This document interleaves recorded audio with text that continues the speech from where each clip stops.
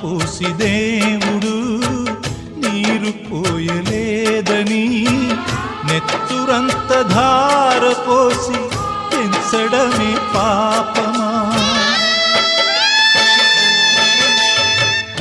ఏరు దాటి వెంటనే పడవ కాచువారిలా అయిన వాళ్ళు మారిపోతే అంతకన్న శాపమా?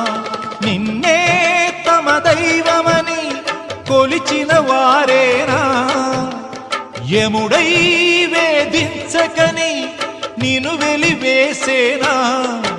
అనుబంధమింత నేరమాయ